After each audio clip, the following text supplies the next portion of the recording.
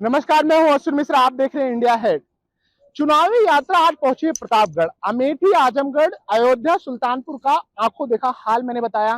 किस तरीके से लोकसभा चुनाव की तैयारियों को लेकर तमाम पार्टियां अपना जोर लगाई हैं और तैयारियां कैसी हैं, किस तरीके से टिकट बंटवारे में कई सीटों पे लेट हो रहा है तो कई सीटों पे अपने समीकरण को साधने के लिए सोशल इंजीनियरिंग का बड़ा ध्यान दिया गया।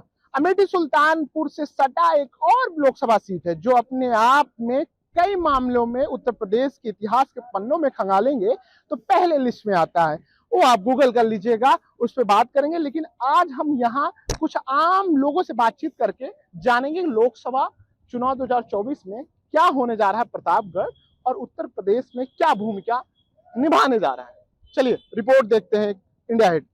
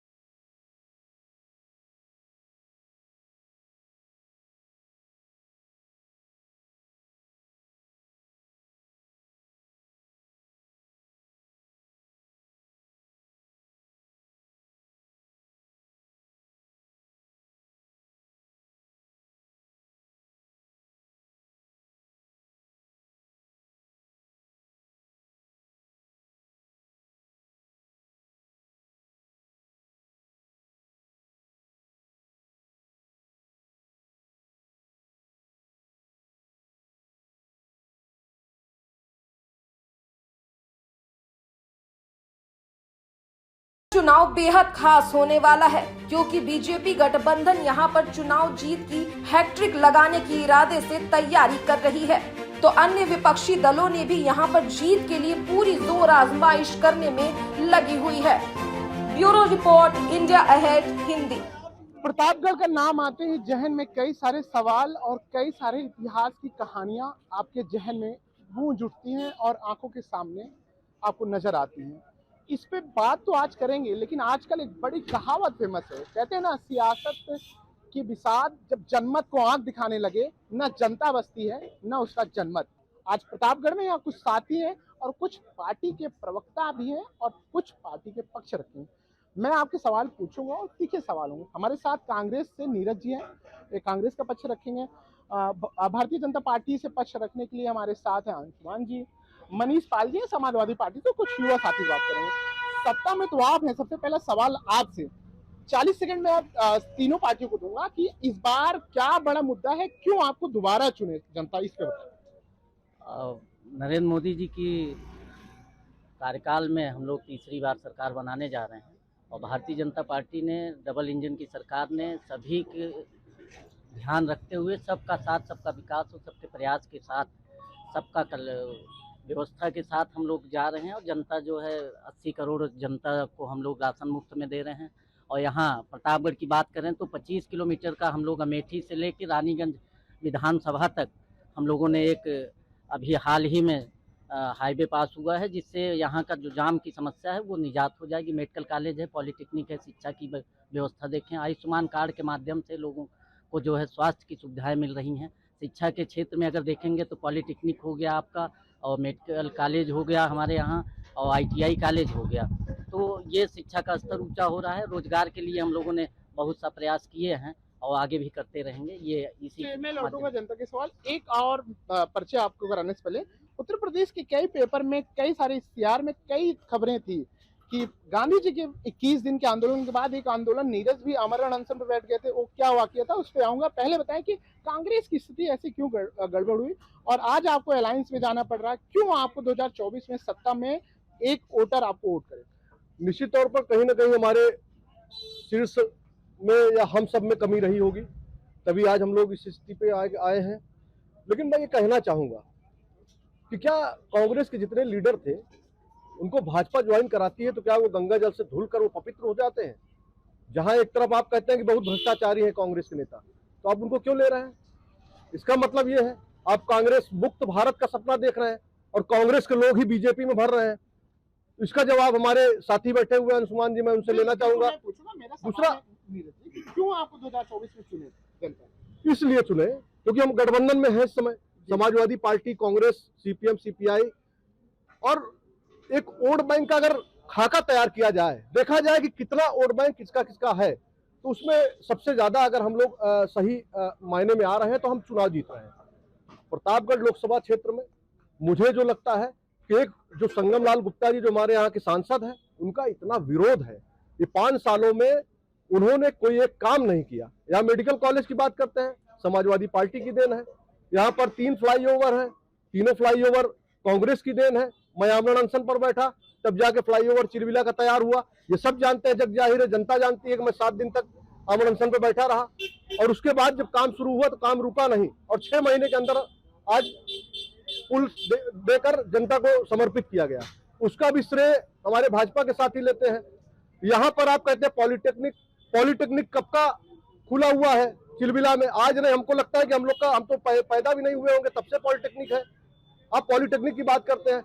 आप हमको बताइए कि संगम लाल गुप्ता जी एक ऐसा काम बता दें जो जनता के हित के लिए उनके नब्ज को पकड़कर उन्होंने किया हो। एक काम बता दें। सवाल पे आऊंगा, मैं पूछूंगा, समाजवादी पार्टी ऐसा क्या रहा कि 2024 में कांग्रेस को साथ लेके आपको चलना पड़ रहा है? आप तो बड़ी अच्छी स्थिति में थे, आपके बूथ मैनेजमेंट से बहुत आपने बातें बताई, बहुत सारे मंथन किया। आप तो पता चल रहा है कि कहीं मेरठ से टिकट वापसी हो रही, कहीं गाजियाबाद से वापस, क्या खलबली मची हो? क्यों चुने आपको 2024 में? टिकट वापसी का जो सवाल है वो राष्ट्रीय नेता जाने, अब वहाँ का क्या मुद्दा है क्या नहीं। हम स्थानीय मुद्दे की बात कर लें तो जो संगम लाल गुप्ता जी सांसद हैं, अभी यहीं आप भंगवा चुंगी से नया माल गोदाम रोड से और रूदापुर तक रोड जाती है, 6 महीने से गिट्टी डाल के छोड़ दिए। वहाँ पे जनता का आना जाना दूभर है, वो सड़क नहीं बन पाई। ऐसे शहर की कई सड़कें हैं जो वादा करते हैं कि सारी सड़कें गड्ढा मुक्त हो गई, सड़क बन गई एकदम, रिपोर्ट कार्ड मेरा बढ़िया है। जनता रिपोर्ट कार्ड संगम लाल गुप्ता जी से मांग रही है, वो देने को तैयार नहीं है 5 साल का। और दूसरी गठबंधन की बात आप कर रहे हैं, तो गठबंधन चूंकि NDA का जो गठबंधन वो भी कई पार्टियों से गठबंधन किए हैं, तो हमारी भी समाजवादी पार्टी, कांग्रेस का अलायंस है और भी जो पार्टियां हैं अलायंस है, तो हम लोग गठबंधन के साथ लड़ रहे हैं, मजबूती से चुनाव लड़ रहे हैं। समाजवादी पार्टी मजबूती से चुनाव लड़ रही है। उत्तर प्रदेश में हम लोग ज़्यादा से ज़्यादा सीटें जीतेंगे। गठबंधन में दिल मिले ना मिले, लेकिन चाय में पानी मिला के दूध एक बढ़िया कड़क चाय बनाना शुरू कर दिए। क्या लगता है आपको इस बार मुद्दा क्या रहने वाला है 24 में? मुद्दा यही विकास है जो भाजपा कर रही है, इसे देख के सब कुछ अच्छा चल रहा है। जी, सब कुछ अच्छा चल रहा है। अरे किसी भाई साहब ने हमसे पूछ लिया रास्ते में कि भैया पूछ लीजिए कि 2 करोड़ रोजगार कहाँ चला गया? रोजगार तो मिल रहा है सबको, इतना ज्यादा शिक्षा जो बढ़ रही है, लोग पढ़ रहे हैं, सबको रोजगार मिल नहीं सकता। लेकिन उसके साथ साथ लोग इतने कंपनियां जो आ रही हैं, सब इन्वेस्ट हो रहा है, तो उससे रोजगार की दिक्कत नहीं है। बिल्कुल जी, भाई साहब से पूछूंगा, बड़ी अच्छी सफेदी आप आजकल, वैसे वॉशिंग मशीन की खूब चर्चा हो रही है राजनीतिक पार्टियों में, क्या लगता है 2024 में क्या असल मुद्दा क्या रहने वाला है? असल मुद्दा ये रहेगा भाई साहब कि राम मंदिर है और अपराध मुक्त हुआ है पूरे प्रदेश में, और राम मंदिर बना है, इन सब पे वोट होगा। राहुल जी कहते हैं राम मंदिर से आपको धर्म एक निजी आपकी आस्था हो सकता है, लेकिन वो प्रचार का माध्यम ना बनाए। आप रोजगार पे क्यों बात नहीं करते? आप नई नीतियों पे क्यों बात नहीं करते? आप जनता के बीच में नहीं जाते? इस पे भी सवाल पूछते हैं। आपको क्या लगता है? भारतीय जनता पार्टी की सरकार 400 का नारा जो है जनता जान चुकी है। जनता इसलिए दे रही है कि विपक्ष के बाद इंडिया इनके गठबंधन विपक्ष को ये नहीं मालूम है कि दूल्हा कौन बनेगा। जब दूल्हा ने बाराती क्या करे, बाराती रोड पर खड़े हैं, बाराती मोदी जी के साथ में है। उनको मालूम है कि देश में बेटी पढ़ाने से लेकर बेटी की शादी तक का खर्चा कोई सरकार दे रही है तो आदरणीय मोदी जी की सरकार दे रही है।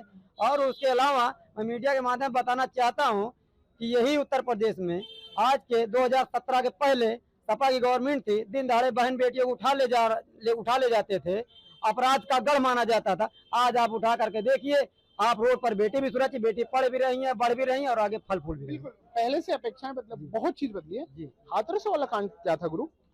हाथरस कांड पर पार्टी के प्रवक्ता तो नहीं हो, पार्टी के कार्यकर्ता तो नहीं। लोटूंगा लोट। आप अरे आप यहाँ मिल गए।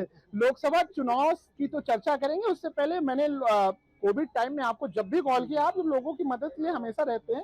नीरज जी, इस बार क्या लग रहा है 2024 में क्या होने वाला है, खास करके उत्तर प्रदेश में? देखिए, युवा साथी जो है अपने, ये मोदी जी के साथ हैं और मोदी जी के साथ रहेंगे और उनको 400 पार का जो नारा है उसको हम लोग पूरा एक ही बात में सब कुछ भूल दिया। लौटूंगा। क्या लग रहा है, आपका नाम क्या हुआ? मेरा नाम आयुष सिंह है। अच्छा, इस बार क्या लग रहा है उत्तर प्रदेश में, क्या या पूरे देश में किस चीज की चर्चा है?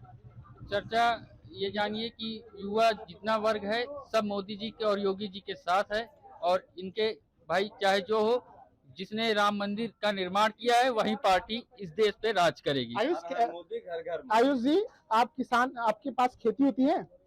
जी, खेती है। मैं 4-5 जगह घूमा, लोग कह रहे हैं कि आजकल एक अलग वर्ग निकल चुका है, पूरी फसल ही बर्बाद कर दे रहा है। नहीं, वर्ग देखिए, रोजगार पे अभी हमारे सपा के बोल रहे थे, रोजगार क्या है, रोजगार क्या है। रोजगार ये है कि भाई जो अमूल का प्लांट अभी मोदी जी ने उद्घाटन किया, इसके जरिए आप जानिए कि कम से कम नहीं तो हर एक जिले में 15 से 20 हजार किसानों को लाभ होगा। जो दूध 30 रुपए में खरीदा जाता था, अब वही दूध 58 से 57 रुपए में खरीदा जा रहा है। अच्छा, मतलब किसानों को मदद मिली। आपको क्या लगता है? आप तो बढ़िया लग रहे हैं, जमाए हैं भगवा में, क्या लग रहा है इस बार? इस बार 400 पार। अच्छा, भाजपा नेता है, पड़ोसी तो पोल खोल दिए। तो किस पद पे है भाजपा में? जी, जिला कोषाध्यक्ष भाजपा युवा मोर्चा। तो हिसाब किताब बढ़िया रखते हो। वो कह रहे हैं ईडी का खूब दुरुपयोग कर रहे हैं आप, बस केवल SBI पेट्रोल बांध पे बात नहीं करते, बाकी सब पे बात करते हैं आप लोग। जी, ऐसा नहीं है। जो अभी तक गवर्नमेंट जो कर रही है, ईडी किसको उठा रही है, जो अभी तक करप्ट हैं, जिनके ऊपर चार्जेस हैं, जिनके ऊपर वो अपना वर्क कर रही है, और जो भी आएंगे आगे ईडी अपने अनुसार। नीरज जी पूछ रहे थे कि कौन सी वॉशिंग मशीन है कि आप सारे दाग धुल जा रहे हैं आजकल? अब तो ये नीरज भाई साहब ही बता पाएंगे। वो तो पूछ रहे थे कि जिनके ऊपर आरोप लगाते थे भाजपा में आती है, सब सही हो जा रहे हैं। अभी तक तो ऐसा कुछ नहीं हुआ है, उन लोगों की मौखिक बातें हैं। क्या लग रहा है आपको? ये ऐसा है कि जो बात ये वॉशिंग मशीन कर रहे हैं, जो नेता थे वो अपने जहाँ पे थे वहाँ उब रहे हैं, वहाँ पे उनके साथ वो देख रहे हैं कि आज मोदी जी देश के लिए इतना अच्छा काम कर रहे हैं, तो नेता के अंदर भी एक स्वाभिमान होता है, तो अच्छी जगह जाएगा। वॉशिंग मशीन तो एक विपक्ष का बात हो गई है। और रही बात ईडी की, आप बात करते हैं तो ईडी अपना काम कर रही है, CBI अपना काम कर रही है। केजरीवाल पहले कहते थे कि कार्यपालिका पे विश्वास नहीं है, अब उनको न्यायपालिका से भी विश्वास उठ गया है। उनको कोर्ट ने सजा दिया है, वो कोर्ट का मामला है। दादा सब सही बोल रहे हैं नहीं? अच्छा, आप नहीं बोलेंगे, आता हूँ। कुछ सवाल फिर है, आरोप मतलब जनता पूछती है तो सवाल का जवाब लेना भी मेरा हिस्सा है, आपका जवाब देना। कह रहे हैं कि इतने काबिल थे तो अमेठी में प्रत्याशी अभी तक नहीं आया, 15 साल में अमेठी में क्या कर दिए, और पूरे देश में न्याय यात्रा जोड़ते हैं, भारत जोड़ते हैं, अपने ही नेताओं को नहीं जोड़ पा रहे, भाग जा रहे हैं, तो वॉशिंग मशीन की बात करना तो बेकार से। बहुत अच्छा प्रश्न किया हमारे साथी। कभी भाजपा के हमारे साथी ने कहा कि अभी दूल्हा तय नहीं है, दूल्हा भी तय है और बाराती भी तैयार है। आप तैयारी रखिए। भाजपा वालों से मैं कहना चाहूंगा कि तैयारी रखें, बारात लेके आ रहे हैं और दूल्हा भी तैयार है। तो मुझे लगता है कि निश्चित तौर पर राहुल गांधी जी अमेठी से ही चुनाव लड़ेंगे।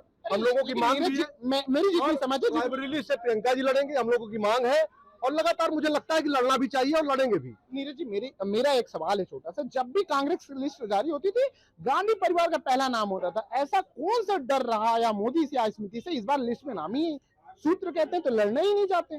गांधी परिवार इस बार समीक्षा कर रहा है, सारे टिकट बंटवारे हो जाएंगे, उसके बाद गांधी परिवार का भी बंटवारा होगा। इतनी बड़ी पार्टी नीरज जी, आपको लड़ना इनसे पड़ रहा है, 17 सीट पे आप लड़ रहे हैं, ये कौन सा फार्मूला राहुल या मैनेजमेंट तैयार करा? आप भी तो इतना अच्छा चुनाव लड़े अपने दम पे, कांग्रेस में सबसे ज्यादा आप उपचुनाव में ले आए नंबर। जैसे आपने कहा कि राहुल जी या प्रियंका जी या गांधी परिवार, तो मुझे लगता है राहुल गांधी सिर्फ एक अमेठी के नेता नहीं है, वो पूरे देश के नेता है। वायनाड से चुनाव लड़े थे। परिवार तो बोलते हैं ना, वायनाड से चुनाव लड़े थे, 4 लाख वोट से जीते थे, 1-2 हजार 3 हजार 5 हजार 10 हजार से नहीं जीते थे। तो वो समीक्षा कर रहे हैं। अभी हमारे यहाँ टिकट अभी बंटवारा हो रहा है, पहले प्रथम चरण का बंटवारा हो जाए, सेकंड चरण का होगा, होता रहेगा, लड़ेगा कोई ना कोई जरूर, चाहे गांधी परिवार का लड़े, चाहे कोई सामान्य कांग्रेसी लड़े, लड़ेगा जरूर। अच्छा, और मैं एक बात और कहना चाहता हूँ, जो हमारे साथी भी कह रहे थे कि ईडी, सीबीआई, इनकम टैक्स, इसको तो जग जाहिर है 1967 का भी मामला खुलेगा, 75 का भी खुलेगा। नीरज जी कभी इतिहास के पन्ने में पलट देंगे। बिल्कुल खुलना ये चाहिए। कह रहे हैं कि आप राम तो जोड़ लिए, राम से पूरा कुनबा तैयार कर दिए, लेकिन प्रतापगढ़ का एक छिलबिला बाईपास था, ओवर ब्रिज था, तो नीरज जी ने उसमें पहल की। ये दुनिया सब जानती है प्रतापगढ़, उसमें इनका योगदान रहा। बाकी आपका अभी बाईपास, रिंग रोड क्यों नहीं बन पा रहा, कहाँ मसला फंस गया है? नहीं, बाईपास बन रहा है, तो आप जाएंगे तो अरे मैंने देखा भाई साहब बंद हो गया, पता चला ठेकेदारी भाग गए। सुखपाल नगर से वो काम चल रहा है, सुखपालपुर नगर से होते हुए, भदोही होते हुए राजगढ़ तक का वो बाईपास का पूरा मामला चल रहा है, वो जल्दी हम लोगों को मिल जाएगा। अभी नीरज भैया कह रहे थे कि इनका जो है अमेठी में स्मृति ईरानी जी ने राहुल गांधी जी को हराया, और वो भारतीय जनता पार्टी की तरफ के प्रत्याशी भी हैं। अभी तक राहुल गांधी जी का ये तय नहीं हो पाया है कि वो केरल से लड़ेंगे कि यहाँ अमेठी से लड़ेंगे। चलिए नीरज जी से एक सवाल पूछूं। एक सवाल मुझे याद है, आपने स्मृति जी को तो गिना दिया, संगम लाल का एटीएल संसद में, लोकसभा सभा में जब उन्होंने एटीएल मुद्दे को उठाए, एटीएल क्यों नहीं चल पा रहा है? इतना बड़ा मुद्दा, रोजगार मिलेगा, क्यों भाजपा यहाँ केवल भाषणों तक मुद्दा सीमित कर दिया? सपा शासन काल में मुलायम जी मुख्यमंत्री हुआ करते थे, उन्होंने यहाँ अरे भैया 10 साल से तो आप हैं, और दूसरे टेन्योर है आपका। वहाँ का जो बकाया है, जो भी पेच है, वो अदालत में चल रहा है, अदालत की वजह से ये पेच फंसा हुआ है। जैसे ही वो सॉल्व होगा, तुरंत एटीएल के लिए काम शुरू हो जाएगा। बाकी कौन से नए आप प्लांट यहाँ लाएं, जिससे खास करके प्रतापगढ़ को क्या आप रोजगार के लिए या नए मुद्दे क्या लेके आए, जिससे आपको लगता है कि आपने कुछ काम किया है? ये भी तो पूछ रहे हैं लोग जी। अब ये हम लोगों ने सड़क पे ज्यादा ध्यान दिया है, यातायात सुविधा सुलभ रहे। रोजगार के लिए बात कर रहे हैं, तो उसमें एटीएल जब शुरू हो जाएगा तो अपने आप रोजगार वहाँ उत्पन्न हो जाएगा।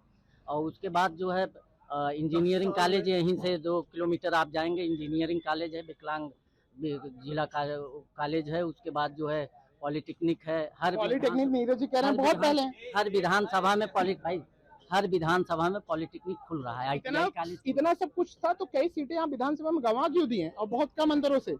नहीं, वो थोड़ा बहुत हम लोगों की कमी रही है, कार्यकर्ता वहाँ नहीं पहुँच पाए हैं, लोगों ने अपना व्यक्तिगत स्वार्थ देखते हुए उसमें कार्य नहीं कर पाया, इसकी वजह से हमने लोग विधानसभा में 10 साल वाली बात है, आप क्या कर रहे थे नीरज? 10 वर्षों में 20 करोड़ रोजगार की बात मोदी जी ने किया था, प्रति वर्ष 2 करोड़ रोजगार दिया जाएगा। आप 10 वर्ष तक जनता को छलने का काम किए हैं।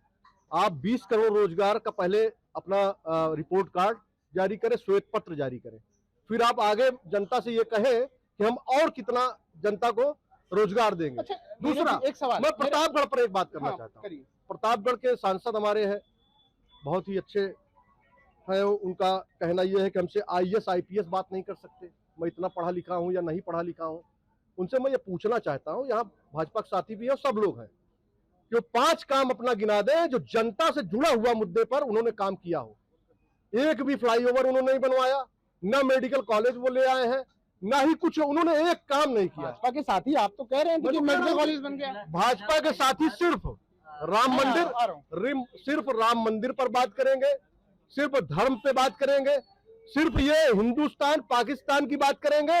इनके पास इस 4 मुद्दे के अलावा 5वां ऐसा विकास का कोई मुद्दा नहीं है। ना ये बेरोजगारी पर बात करेंगे, ना ये महंगाई पे बात करेंगे, ये किसी चीज पे बात नहीं करेंगे। जी एक सवाल है, 25 गारंटियां आप लेके आए हैं आपके नए मैनिफेस्टो में, 2014 से पहले तो आप सत्ता में थे, आप उत्तर प्रदेश में क्या कर दिए, छत्तीसगढ़ का मामला आप देखिए, वहां आपकी सरकार चली गई, राजस्थान में गई, मान लीजिए केंद्र में बहुत सब कुछ 2014 के बाद बदल गया। उससे पहले थे आपने ऐसे कौन से काम थे जो आपको जाना पड़ा बाहर ही ना, और ये चुने जा रहे हैं बार बार, तो कुछ तो काम किया होगा तभी तो चुने जा रहे हैं। 60 वर्षों में जितना विकास कांग्रेस ने किया है, एक समय था जब यहाँ से अंग्रेज लूट के गए थे हमको, सुई तक नहीं बनती थी, सुई से लेकर हवाई जहाज और मंगलयान तक हम पहुंचे हैं, तो कांग्रेस के बिना किए नहीं पहुंचे हैं। दूसरा, मनमोहन सिंह की सरकार में अर्थव्यवस्था बहुत अच्छी थी। हम विश्व बैंक से कितना कर्ज लिए थे, 50 लाख करोड़, आज कितना है, 2,07,000 करोड़। चलिए मैं इनसे टटोलूंगा। आज सब परिस्थितियां बहुत भयानक है, और हमें लगता है कि मोदी सरकार को ये सोचना होगा कि 10 वर्षों में उन्होंने जो वादा किया था, 15 लाख सबके खातों में जाएंगे, बेटी बचाओ बेटी पढ़ाओ, कहां गया बेटी बचाओ बेटी पढ़ाओ? ब्रिजभूषण शरण सिंह क्यों घूम रहे हैं सड़क पे? क्यों उनके घर पे बुलडोजर नहीं चला? क्यों उनके जितने भी कारखाने हैं उनके खुले क्यों नहीं बुलडोजर चल रहा है? सेंगर को भूल गए? नीरज जी, मेरा एक सुझाव है, कांग्रेस पार्टी अपने काबिल अपने कार्यकर्ताओं को सवाल 15 लाख के पूछेंगे तो वो पूछ रहे हैं कि आलू से सोना बनाने वाली विधि तो बता दीजिए। घनश्याम तिवारी की हत्या हुई, मैं आऊंगा मंचूर